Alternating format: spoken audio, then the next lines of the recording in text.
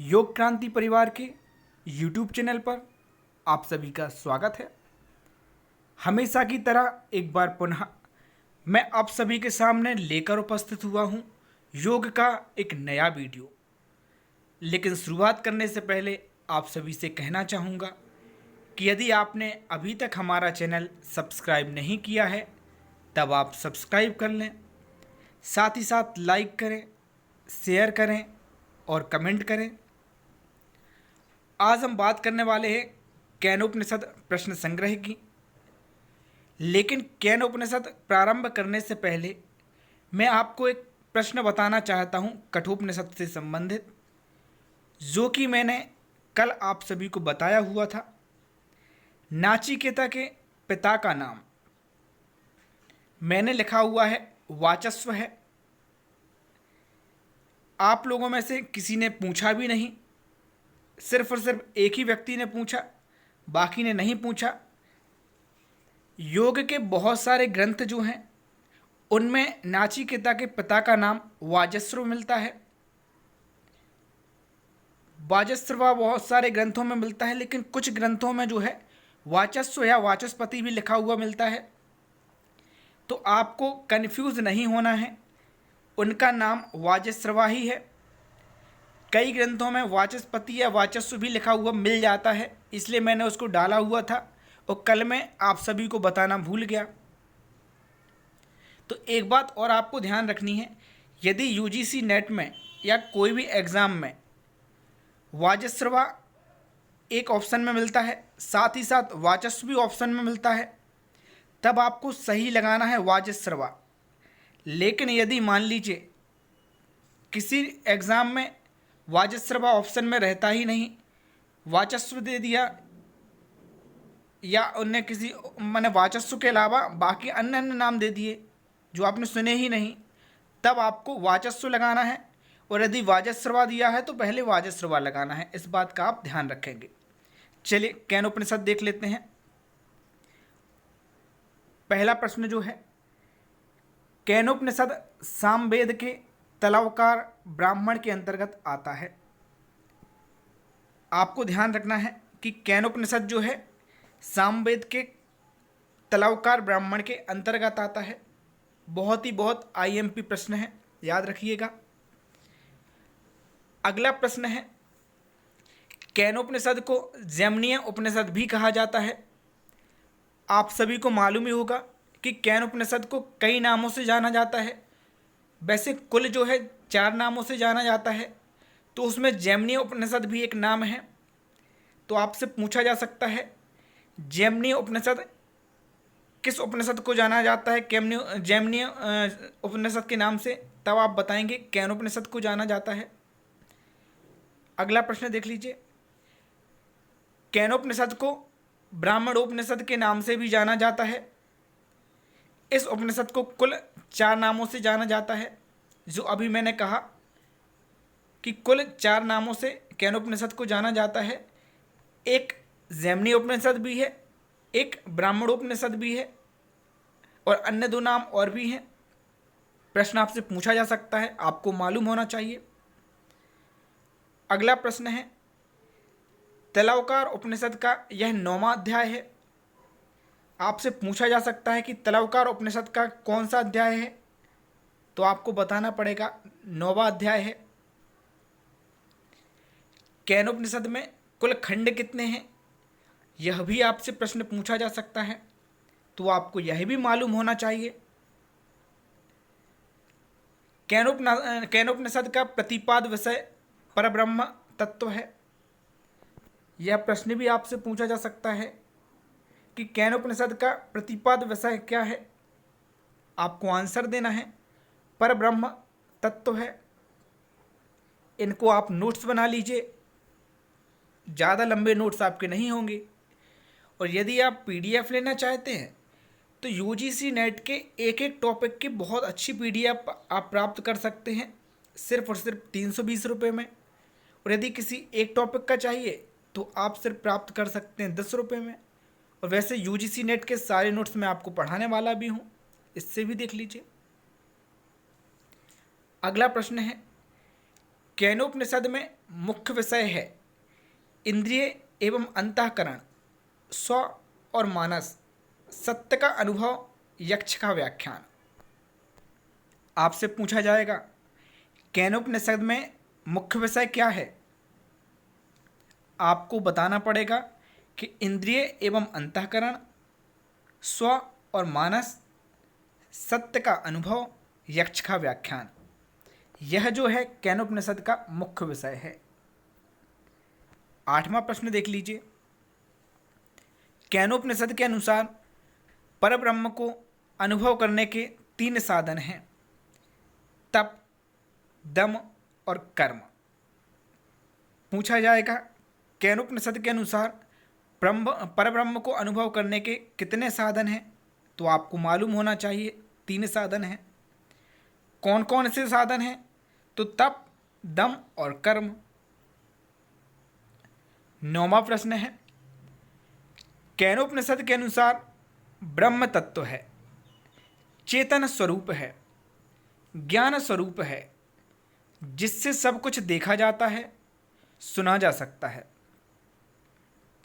आपसे पूछा जा सकता है प्रश्न कि केनोपनिषद के अनुसार ब्रह्म तत्व क्या है, या ब्रह्म तत्व है, कैसा है ब्रह्म तत्व। तो आपको बताना पड़ेगा चेतन स्वरूप है, ज्ञान स्वरूप है, जिससे सब कुछ देखा जाता है, सुना जा सकता है। यह प्रश्न तर्क एवं अभिकथन के रूप में भी पूछा जा सकता है। कैसे पूछे जाएंगे तर्क एवं अभिकथन के रूप में, वह मैं आपको बताने वाला हूं, लेकिन कब, जब हमारे नोट्स पूरे हो जाएंगे इसके बाद। अगला प्रश्न देख लीजिए। अगला प्रश्न क्या है,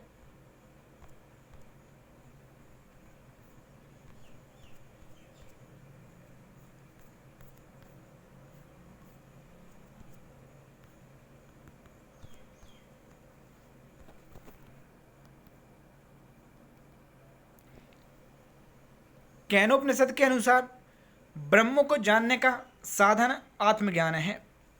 आपसे पूछा जा सकता है केनोपनिषद के अनुसार ब्रह्म को जानने का साधन क्या है, तब आप आंसर देंगे आत्मज्ञान है। अगला प्रश्न, केनोपनिषद के अनुसार ब्रह्म का वर्णन नहीं किया जा सकता, ब्रह्म को समझने के लिए संकेत का आश्रय लेना पड़ता है। तो केनोपनिषद में बताया गया है कि ब्रह्म का जो है वर्णन नहीं किया जा सकता, ब्रह्म जो है वो अवर्णनीय है, उसका वर्णन नहीं किया जा सकता है, लेकिन ब्रह्म को समझने के लिए संकेत का जो है आश्रय हमें लेना पड़ता है। 13वां नंबर प्रश्न देख लीजिए। 13 नंबर प्रश्न है संसार में जो कुछ है ब्रह्म का स्वरूप है, ब्रह्म सर्वत्र है। मतलब हम जो भी देख रहे हैं, इस संसार में जो भी कुछ है वो ब्रह्म का ही स्वरूप है। ब्रह्म जो है वो सभी जगह है, पत्थर, घर, जितनी भी चीज़ें हैं, हम और आप सभी में जो है ब्रह्म है। ब्रह्म जो है वो सर्वत्र है। अगला प्रश्न देख लीजिए। केनोपनिषद के अनुसार ब्रह्म का वास्तविक स्वरूप नहीं है। यह वैसे प्रश्न नहीं पूछा जाएगा यहाँ पर, लेकिन मैंने आपको बताने की पर्पज से डाल दिया है, यह प्रश्न नहीं आएगा। केनोपनिषद के अनुसार ब्रह्म का वास्तविक स्वरूप नहीं है। अगला प्रश्न, केनोपनिषद के अनुसार परब्रह्म परमेश्वर का साक्षात्कार कर लेने पर अभिमान मिट जाता है। आपसे पूछा जा सकता है केनोपनिषद के अनुसार अभिमान कैसे मिट सकता है, तब आपको आंसर देना पड़ेगा परब्रह्म परमेश्वर का साक्षात कर लेने पर। आपसे यह भी पूछा जा सकता है केनोपनिषद के अनुसार किसका साक्षात्कार करने से अभिमान मिट जाता है, तो आपको बताना पड़ेगा परब्रह्म परमेश्वर के।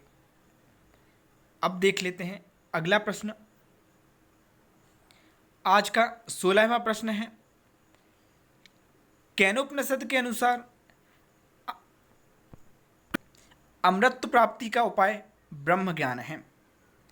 आपसे पूछा जा सकता है कि केनोपनिषद के अनुसार अमृत प्राप्ति का उपाय क्या है, या अमृत जो है उसको प्राप्त करने का क्या उपाय है। तब आपको आंसर देना पड़ेगा ब्रह्म ज्ञान है। 17 नंबर प्रश्न, केनोपनिषद के अनुसार मानव जन्म अत्यंत दुर्लभ है, जो इसे परमात्म प्राप्ति में नहीं लगाता वह बड़ी भूल करता है। तो यहाँ पर बताया गया है कि मानव का जो जन्म है वो आसानी से नहीं मिलता, बड़ी ही मुश्किल से मिलता है। आप त्रियंच में चले जाएंगे, कीड़े बन जाएंगे, गाय बन जाएंगे, भैंस बन जाएंगे, बहुत सारी चीज़ें आप बन जाएंगे, लेकिन मानव बनना जो है वो बहुत दुर्लभ है। और यदि आपको मानव जन्म मिला है, इससे आपने परमात्मा की प्राप्ति में नहीं लगाया, तो आप बहुत बड़ी भूल कर रहे हैं। यह यहाँ पर बताया गया है। अगला प्रश्न, इंद्रिय के अंतःकरण के अंतर्गत 5 ज्ञानेंद्रियां, 5 कर्मेंद्रियां, अंतःकरण का वर्णन मुख्य रूप से किया गया है। इंद्रिय अंतःकरण के अंतर्गत केनोपनिषद में 5 ज्ञानेंद्रियां और 5 कर्मेंद्रियों की बात की गई है। यह भी आपको मालूम होना चाहिए।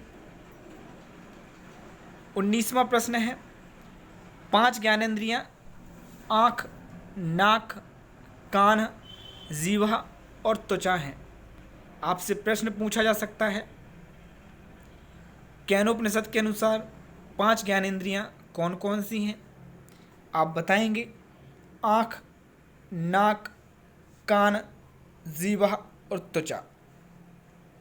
वैसे हम आपको बता दें, ज्ञानेंद्रियां 5 ही होती हैं और यही 5 इंद्रियों का वर्णन सभी जगह पर मिलता है। इसलिए केनोपनिषद नहीं, आपसे नॉर्मल भी पूछा जाए कि 5 ज्ञानेंद्रियां कौन कौन सी हैं, तो आपको मालूम होना चाहिए कि आँख है, नाक है, कान है, जीवा है और त्वचा है। आँख से हम जो है देखने का काम करते हैं, नाक से जो है हम सूंघने का काम करते हैं, कान से हम सुनने का काम करते हैं, जीवा जो है इससे हम रस का पान करते हैं कि कौन सा रस कैसा है, कड़वा है, मीठा है, कसायला है, यह जानकारी हमें जीवा से लगती है। और त्वचा जो है हमें ठंडे गर्म का ज्ञान कराती है। जो हमें बाहरी चीज़ों से ज्ञान कराता है उसको हम ज्ञानेंद्रिय कहेंगे। अगला देख लीजिए, 20वां नंबर प्रश्न अब मैं आपको बता रहा हूँ। 5 कर्मेंद्रियाँ, वाक, पाणी, पाद, पायु और उपस्थ। 5 कर्मेंद्रियाँ भी आपसे कभी भी पूछी जाएं, आपको यह 5 ही बताना है, वाक, पाणी, पाद, पायु और उपस्थ। अगला प्रश्न देख लीजिए, 21वां नंबर प्रश्न है, अंतःकरण के अंतर्गत मन, बुद्धि और अहंकार हैं। अंतःकरण की बात अभी यहाँ पर की गई थी, तो वो अंतःकरण जो है क्या क्या है, मन है, बुद्धि है और अहंकार है। ये 3 जो हैं आपके अंतःकरण हैं। स्व और मानस में स्व का अर्थ है मैं और मनस का अर्थ है मन। यह भी आपको जो है याद रखना होगा। यह प्रश्न पहले भी पूछा जा चुका है कि स्व और मनस में क्या अर्थ होता है, तो आपको मालूम होना चाहिए। स्व का अर्थ है मैं और मनस का अर्थ है मन। अगला प्रश्न, ब्रह्म का ज्ञान ही सत्य का अनुभव है। आपको मालूम होना चाहिए कि सत्य का अनुभव क्या है। जो ब्रह्म का ज्ञान है वही जो है सत्य का अनुभव है। यह भी आप याद रखिएगा। अगला प्रश्न, यक्ष का व्याख्यान। इसमें एक छोटी सी कहानी का वर्णन किया गया है। इसमें ब्रह्म देवताओं के मिथ्या अभिमान को दूर करने के लिए यक्ष का रूप धारण करते हैं। यक्ष का व्याख्यान आपसे पूछा जा सकता है कि कौन से उपनिषद में है, तब आपको बताना पड़ेगा केन उपनिषद में। इसमें एक छोटी सी कहानी भी बताई गई है वो कहानी यहाँ पर मैंने मेंशन नहीं की है, लेकिन कठोपनिषद में मैंने मेंशन कर दी थी। यहाँ पर इसलिए नहीं बताई क्योंकि कुछ दिन बाद जब ये सारे नोट्स हो जाएंगे तब मैं थ्योरी भी पढ़ाऊँगा, तब थ्योरी के अंतर्गत मैं वो कहानी भी आपको बताऊँगा। अभी सिर्फ छोटे छोटे नोट्स आपको बनवा रहे हैं। अगला प्रश्न देख लीजिए। यक्ष की वास्तविकता जानने के लिए देवतागण ने अग्निदेव को नियुक्त किया। यह प्रश्न आपसे पूछा जा सकता है कि यक्ष की वास्तविकता जानने के लिए देवतागण ने किसको नियुक्त किया था। तब आपको मालूम होना चाहिए कि अग्निदेव को नियुक्त किया गया था। यह भी प्रश्न आपसे पूछा जा सकता है कि अग्नि देवता को किस हेतु नियुक्त किया गया था। तब आपको मालूम होना चाहिए यक्ष की वास्तविकता जानने के लिए। 26 जो प्रश्न है, जातवेदा के नाम से अग्निदेव को जाना गया है, तो अग्नि देवता को किस नाम से यहाँ पर बुलाया गया यह भी आपको मालूम होना चाहिए। तो आपका ऑप्शन होगा जातवेदा, नाम आप याद रख लीजिएगा। 27वां नंबर प्रश्न है, अग्निदेव पूरी शक्ति लगा देने के बाद भी एक सूखे तिनके को नहीं जला सके क्योंकि ब्रह्मा ने अग्निदेव को जो शक्तिदान दिया था उसे वापस ले लिया था। आपसे प्रश्न पूछा जा सकता है कि अग्निदेव पूरी शक्ति लगा देने के बाद भी सूखे तिनके को क्यों नहीं जला सके। तब आपका आंसर होगा क्योंकि ब्रह्म ने अग्निदेव को जो शक्ति दी थी वो वापस ले लिया था। अगला प्रश्न है, मातृस्वा वायुदेव को कहा जाता है। आपको मालूम होना चाहिए अग्निदेव को जातवेदा कहा गया है और वायुदेव को मातृस्वा कहा गया है। वैसे यह प्रश्न नहीं पूछे जाएंगे, लेकिन फिर भी यदि आपसे पूछे जाते हैं तब आपको मालूम होना चाहिए, कोई भी प्रश्न आपका छूट ना जाए, इस पर्पज़ से मैं आपको बता रहा हूँ। और यदि ये प्रश्न आएंगे भी तब आपको सही मिलान सूची ए और सूची सूची बी दी जाएगी। उन सूची में आपको मिलान करना पड़ेगा। प्रश्न आएगा वायु, अग्नि, सारी चीज़ें दी जाएंगी। दूसरी तरफ आपको ऑप्शन दिए रहेंगे, आपको मिलान करना पड़ेगा।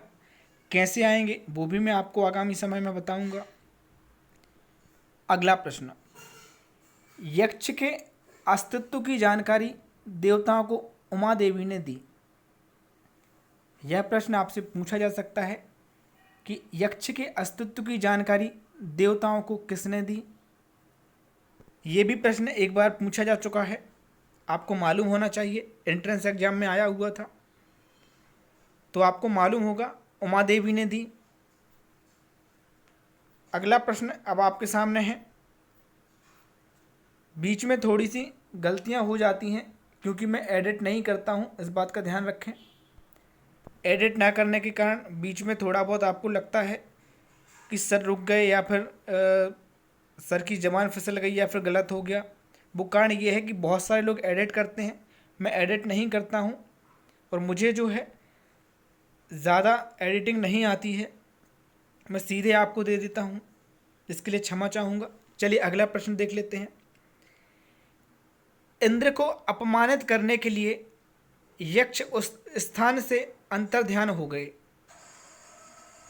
यह भी प्रश्न आपसे पूछा जा सकता है, इंद्र को अपमानित करने के लिए यक्ष ने क्या किया। तब आपको आंसर देना है उस स्थान से अंतर्ध्यान हो गए। जो कहानी है वो यदि आप पढ़ लेंगे तब आपको सारे प्रश्न ये क्लियर हो जाएंगे। वह कहानी मैंने आपको नहीं बताई है। 31वां नंबर प्रश्न है, ब्रह्म की अनुभूति का वर्णन कैनोपनिषद के चतुर्थ खंड के 4वें श्लोक में किया गया है। आपसे प्रश्न पूछा जा सकता है कि ब्रह्म की अनुभूति का वर्णन कैनोपनिषद के किस खंड के किस श्लोक में किया गया है। तब आपको आंसर देना होगा चतुर्थ खंड के 4वें श्लोक में किया गया है। अगला प्रश्न, केनोपनिषद के अनुसार जो ब्रह्म को जान लेता है वह प्राणी मात्र का प्रिय हो जाता है। यहाँ पर बताया गया है कि जो ब्रह्म को जान लेता है वह प्राणी मात्र का जो है वो प्रिय हो जाता है। अगला प्रश्न देख लीजिए। केनोपनिषद के अनुसार अग्नि, वायु और इंद्र को परम श्रेष्ठ मानना चाहिए, क्योंकि इन्हीं तीनों ने ब्रह्म का संस्पर्श किया है। ब्रह्म के साथ वार्तालाप का परम सौभाग्य इनको ही प्राप्त है। इन्होंने बताया है कि केनोपनिषद के अनुसार अग्नि जो है और वायु है और इंद्र, इनको क्या मानना चाहिए? हमें परम श्रेष्ठ मानना चाहिए। परम श्रेष्ठ क्यों मानना चाहिए? क्योंकि ब्रह्म का जो है स्पर्श है वो किसने किया है? अग्नि ने, वायु ने और इंद्र ने। और परम ब्रह्म के साथ वार्तालाप का भी सौभाग्य इन्हीं को मिला है। अगला प्रश्न है, केनोपनिषद के अनुसार अग्नि, वायु और इंद्र में इंद्र सर्वश्रेष्ठ है, क्योंकि इंद्र को ब्रह्म से वार्तालाप के साथ ज्ञान प्राप्त हुआ, परंतु अग्नि और वायु को केवल साक्षात्कार प्राप्त हुआ। तो अगली बात की गई है कि अग्नि और वायु जो हैं, यहाँ पर बात की गई थी कि इनको श्रेष्ठ मानना चाहिए, लेकिन अगले प्रश्न में बात की गई है कि क्यों मानना चाहिए। इनमें भी मतलब सबसे सर्वश्रेष्ठ किसको मानना चाहिए? इंद्र को। और इंद्र को क्यों मानना चाहिए? क्योंकि इंद्र को जो है ब्रह्म से वार्तालाप के साथ साथ ज्ञान भी प्राप्त हुआ। बाकी अग्नि और वायु ने क्या किया? सिर्फ साक्षात्कार प्राप्त किया, ज्ञान नहीं हुआ। अब आपको प्रश्न के उत्तर देने होंगे। नीचे कमेंट बॉक्स में आप सही उत्तर लिखिएगा और ज़रूर लिखिएगा। चलिए, केनोपनिषद को अन्य किस नाम से जाना जाता है? ए, नादबिंदु उपनिषद, बी, जैमिनीय, सी, कठोपनिषद, डी, इनमें से कोई नहीं। आपको अपना उत्तर जो है नीचे कमेंट बॉक्स में लिखना है और अपनी योग्यता की जांच करना है। अगला प्रश्न है, केनोपनिषद में कुल कितने खंड हैं? ए 2, बी 8, सी 6, डी 4। प्रश्न का आंसर आपको यहाँ पर जो है पहले हम दे चुके हैं, ढूंढ लीजिएगा, आप आराम से पढ़ लीजिएगा, याद कर लीजिएगा, फिर दे दीजिएगा। अगला प्रश्न, केनोपनिषद के प्रथम खंड में खाली स्थान का वर्णन किया गया है। ये जो डेड डैश है यहाँ पर आपको बताना है कि किसका वर्णन किया गया है। ए, आत्मा के स्वरूप का, बी, भक्ति का, सी, अहंकार का, या फिर डी, ABC, मतलब आत्मा का भी, अहंकार का भी, भक्ति का भी। अगला प्रश्न है, कौन से उपनिषद के अनुसार ब्रह्म का वास्तविक स्वरूप नहीं है? ए, ध्यानबिंदु उपनिषद, बी, केनोपनिषद, सी, कठोपनिषद, डी, इनमें से कोई नहीं। इन सभी के आंसर आपको नीचे कमेंट बॉक्स में लिखना है। और यदि आप PDF प्राप्त करना चाहते हैं तब आप हमारे दिए गए WhatsApp नंबर पर मैसेज कर दीजिए, आपको मिल जाएंगे। लेकिन PDF निःशुल्क नहीं है, केवल और केवल 10 रुपये में किसी भी टॉपिक की आप ले सकते हैं। धन्यवाद।